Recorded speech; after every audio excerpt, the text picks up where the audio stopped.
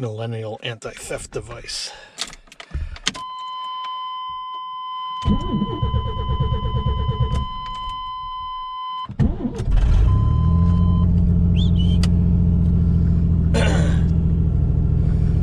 Yeah, she runs.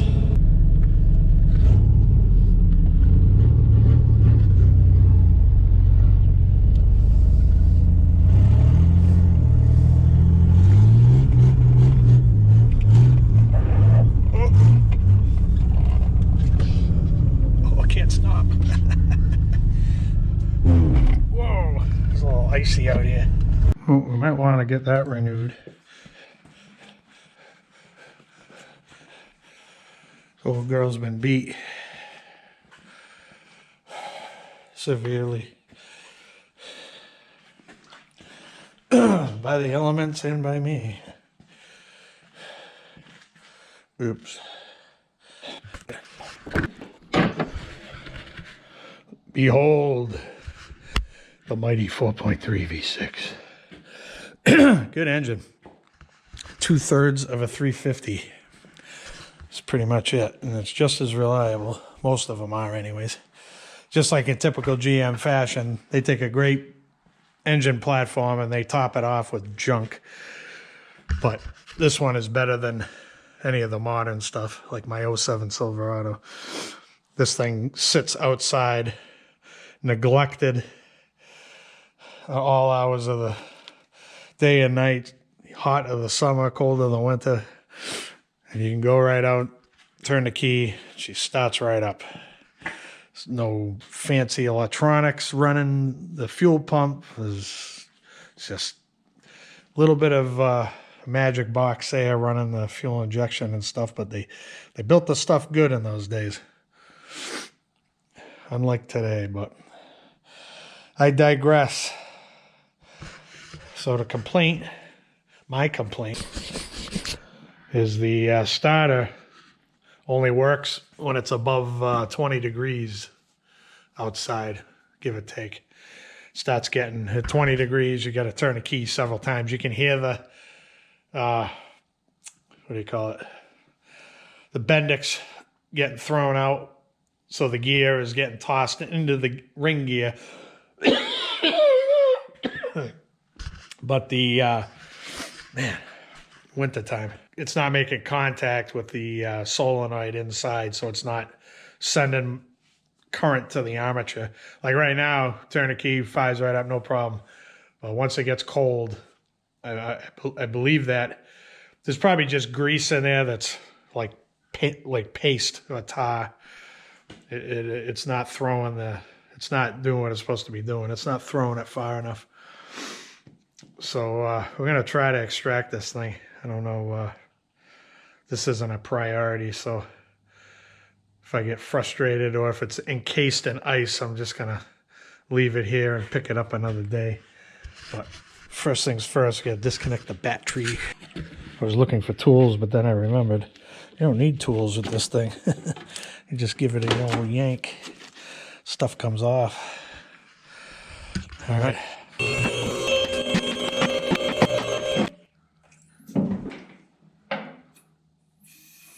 Now we're going to get dripped on.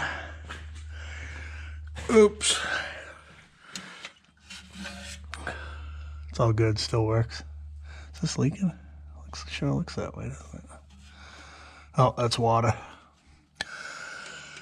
You guys might remember the video we shot on that. It's still hanging in there 2 years later. It's doing a thing. Yeah, that's block solid.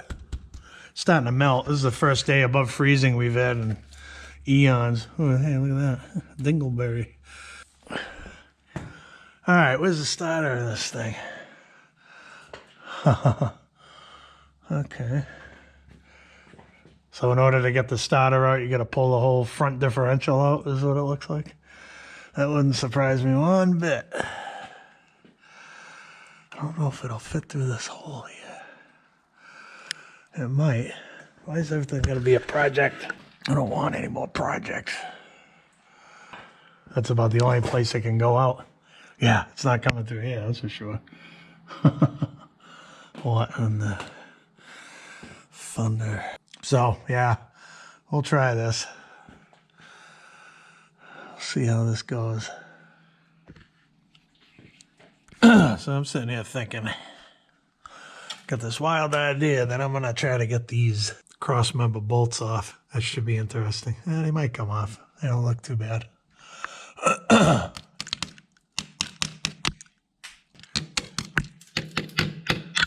Make the truck lighter every time it comes in here. Yeah, we're going to try to put a jack stand under the transfer case here. Pop this thing up. Although we don't have a whole lot of room. We might not have any room from the looks of things. Nope. Zero. It is smashed right up against. How is that even possible? Oh, scratch that idea.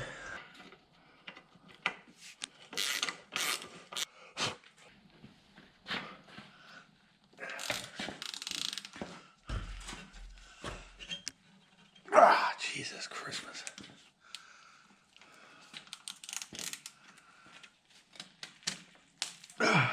Not moving. I just barely got that socket up in there. Can't put an impact socket in there. So I must use a reducer.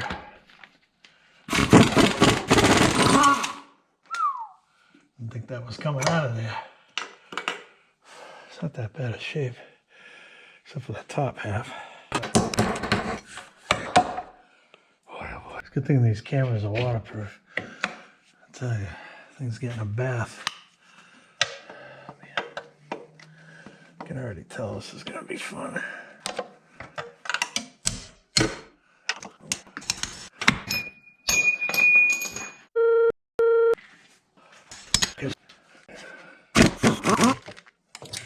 Coming down.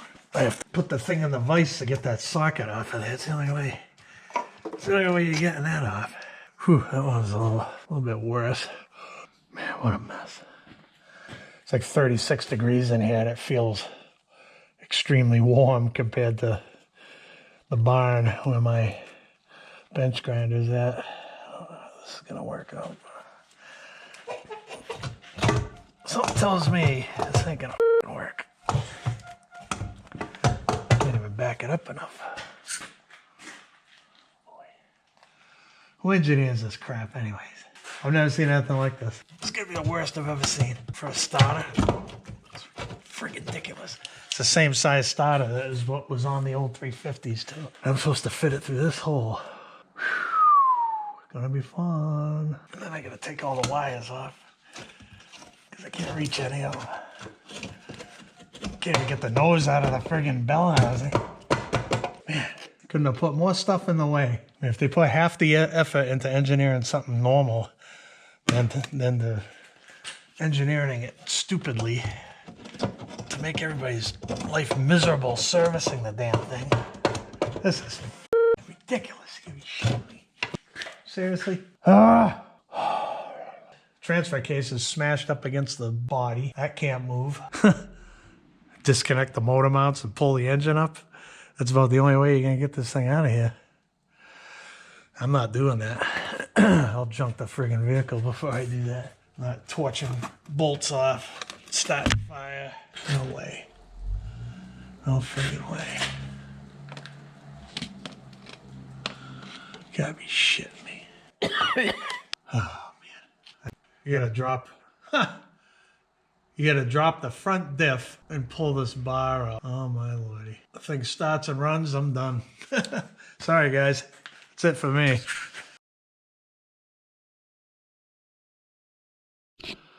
So you have to take these two rusted out bolts off.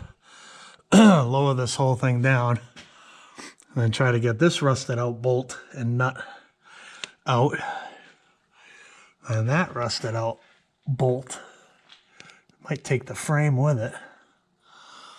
Hard to tell. Nothing's ever friggin' easy. I wonder. I'm not filming this. So this is what this is.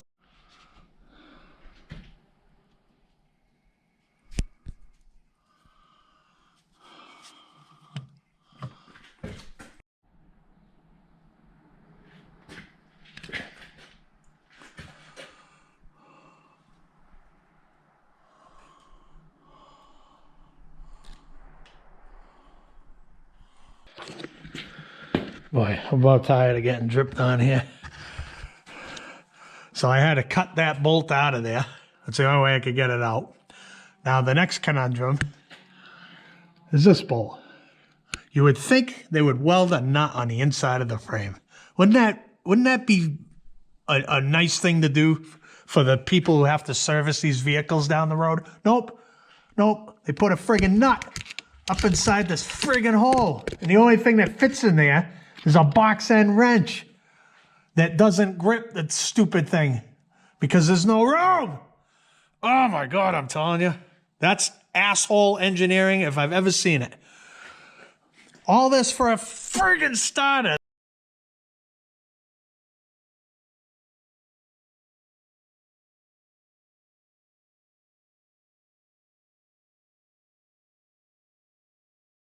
I'm gonna end up replacing this thing because if I have to go through all this trouble, oh man, I'm afraid to replace it actually, now that I say that. Go to Advance Auto, get another piece of crap that fails in 2 months. Oh man, I'm telling you.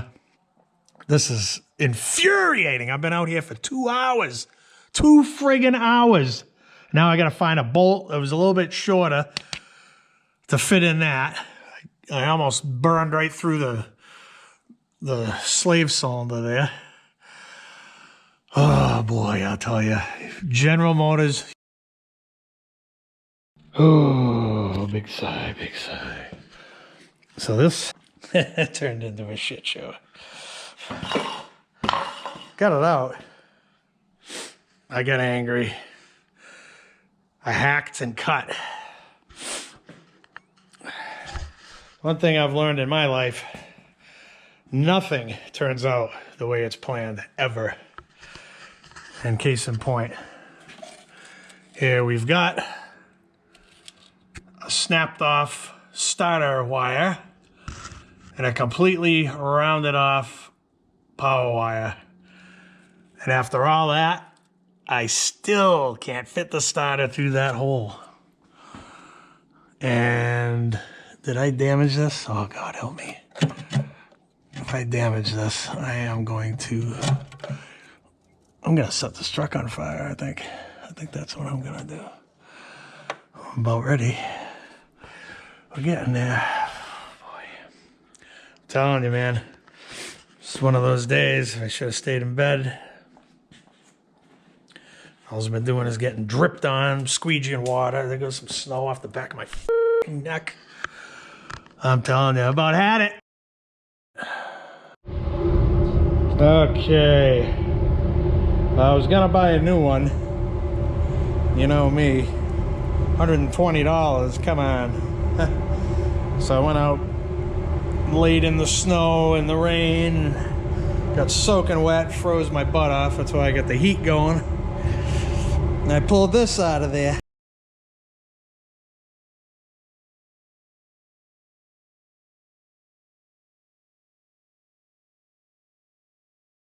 This thing works. Imagine I went through all that for nothing. That would figure. That would figure. Get a little power from here. Put it here.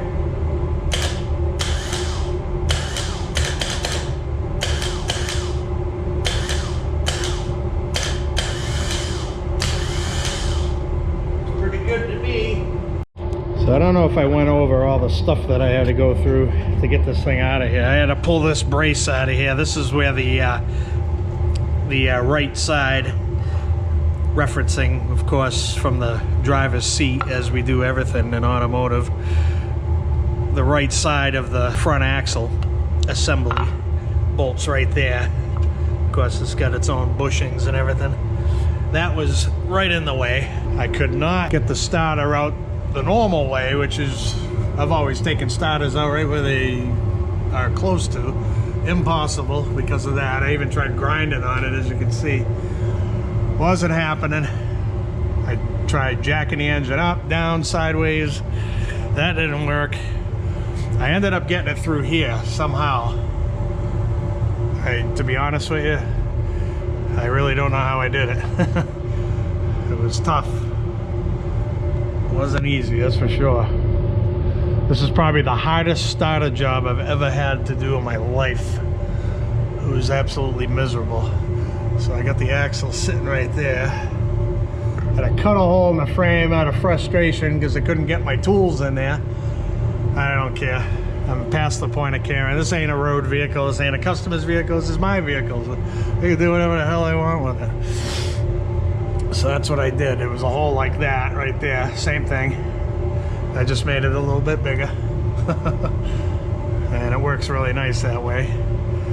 So it came out right here in this little area here, which was amazing. I don't know how I'm gonna get the new one back up and in there, but I had the jack stand pushing on this. I just lost the image. Okay, thought the camera was screwing up again. That would be par for the course.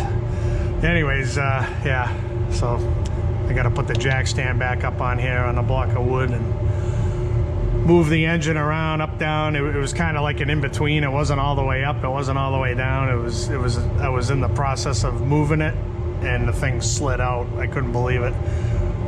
This was like a 6-hour battle to get this thing out of here with a lift. You know, hey, look at that. It's still intact. Not so much on this side.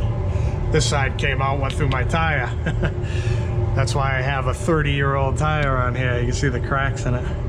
Anyways, I'm getting sidetracked as usual.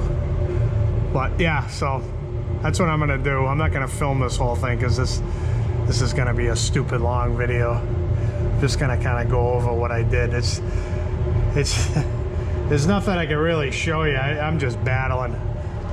I gotta go fix this thing. This thing's she's a little too hot. Turn her down, turn her down. Holy crap. It's cooking. Whoa, I got sparks coming out. Glass is 700 degrees. 750, 60. This is about, it's not as hot as I thought it was. Bad oil. Usually gets up about 900 degrees when it smokes like this. It's only up about 800 or so. Poor quality oil. Anyways, yeah, I'm gonna go ahead and tackle that. Turn the camera back on if I see anything interesting. But this isn't probably gonna be a very good video, but I just beyond frustrated with this thing. I just want to get it back up and running and get back out there and start plowing again. Because we got more crap coming just in time. It got up to about 43 today. Now it's gonna, crap's coming back. Kind of an ice storm slash whatever. So gotta get this thing back out there plowing. So I got it. It's not installed yet, but I got it to where I need it. I'm gonna show you what I did. I had that jack stand on that wood, and I shoved up on the right side of the engine. This was the best way to do it. I just grabbed it right here, so I'm not on the oil. This oil pan's a lot stronger than the newer stuff, but it's still not the strongest part around here. So I went here, shoved this up. I mean, I cranked on it pretty hard. I had it way up there. Then I had this tie down strap. You can hear it's pretty damn tight. And I yanked this back, this whole axle here, yanked it back as far as I could. And that worked. I got it, I faced the solenoid towards where the slave cylinder sits. And I had a wrap on it with a rubber mallet. But I pounded it up in there. You can see all the scratches on it probably.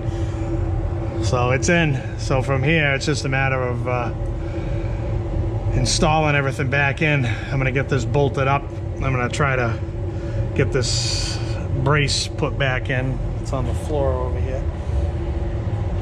Yeah, we're just catching meltwater. The back of that bed's full to the top. Yeah, and then we gotta fight with this. You see, from the factory, they had a little strap around this to hold the piston in the compressed position, which is gonna be fun. I'm gonna have to try to push that back in, maybe zip tie it or something. But yeah, that was it. All this disassembly to get this out of here. And I don't know, you know, I've seen guys online have an easier time with this. You know, of course, I'm dealing with rust up here in Mass, up in the Northeast, so we got that going on.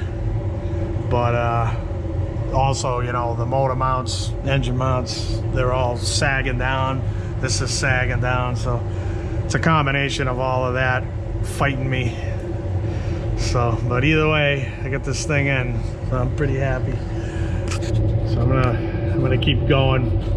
It took me quite a while to figure out the orientation. At first I had the solenoid going here, and what was happening was the bolt was getting hooked in here, and it, you know, and I was trying to pry with a pry bar, my big 3-foot snap-on pry bar. That wasn't working. So anyways, just a matter of playing jigsaw puzzle.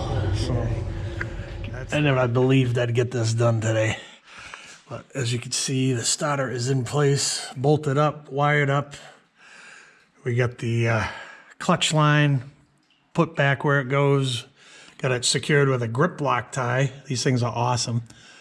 It was created by Mike Patey and another guy. I can't remember his name. Apologies for that, but it's a pretty neat invention. These guys are both big-time aviation guys, and that's a really great, it's releasable. You see that little tab right there? So you can pull up on that and release that and reuse it, put it in another place. It's awesome, awesome, awesome. And that red is like a rubber protective coating, so it's not going to chafe anything or rub through anything. Perfect for aviation stuff. And a rusty old 94 plow truck. So I got this back on there. This is just, I just got that to kind of keep the heat off it, because I tend to abuse this thing. When I get stuck, I hold it right to the rug. And this thing probably glows fire engine red, and it's just a couple inches away. So the reason why that compression fitting is on there is because I've melted through this line. If you've seen my other video, it's, yeah, I don't want to do that again, because this thing is a bear to bleed. Nightmare, total nightmare. Anyways, this is where the starter came through. As you can see, there's no way you would ever get that starter through that hole with all this stuff bolted up. Got that bracket bolted all the way back up there, and the axle's bolted to that. And yeah, that's about it. And of course, got this little brace right here that runs all the way up to the engine block. We got that bolted back in, and yeah, that's about that. So, man, I'm telling you, it was a bear of a job. It tested my limits of my patience, but we got it done, and it's a good feeling when you get a big, tough job like that finished. It's better than beer. I quit drinking, so some of you might disagree with me on that. I was that guy for a long time, but my days of doing that are done. Anyways, so yeah, this is the bucket's almost full. That whole bed is full of snow. It's about, I had it up to 60 degrees in here, and it's still fairly warm right now, so everything's melting off. Anyways, but yeah, we'll go ahead and lower this thing down, and we'll fire it up for you, and we'll call this one done. Oh man, what a good feeling to sit down. Oh, my back is friggin' killing me. Okay, so now, got the key on, got a neutral, man, that whipped that thing over like nothing. Whoa, whoa, whoa. Watch it. Sweet. You can hear my alternator howling away out there. Big time AC ripple. It's great how these old vehicles that you could run an alternator with ripple like that. It doesn't do anything to it. It still runs. Oh man. So this wasn't meant to be a how-to video step by step. So it's just this video would have been 2.5 hours long if I did it step by step. I mean, it was a unbelievable battle, and I was under the gun. I had to get this thing done. I already see something else I need to fix before I go in for the night. Put some more double-sided sticky tape on my plow controller. But anyways, yeah, so hopefully if you're struggling with one of these, it'll help you out. I think most of you guys that are going to be working on these probably live down south where it's warm and where it doesn't snow and where you don't have road salt, so your success rate is going to be much higher, much easier than what I had to deal with all the rust and corrosion and all that. To be honest with you, the rust and corrosion wasn't really even a big deal because back in 1994 they used pretty good metal. I mean, this thing, it's 28 years old, been in New England its whole life. It's got low miles. It's got 108,549 miles. So this thing sat a lot. That's all it did was sit. So that makes a lot of rust, especially when you got a plow on it. You're driving it in the salt. You're getting salt all over it, and you're parking it. This thing, that's all it does. It plows and then it sits all summer. So that's the worst thing you can do to a vehicle is get salt on it and park it so it stays wet all the time. Oh man, it'll go to hell in a handbasket real fast. But what else can I tell you? Yeah, so yeah. I'm tired. I need to go to bed, but hopefully this will help you out. And I gotta open the door before I fumigate myself with this thing. But yeah, we'll see you on the next one. Whoa, watch it.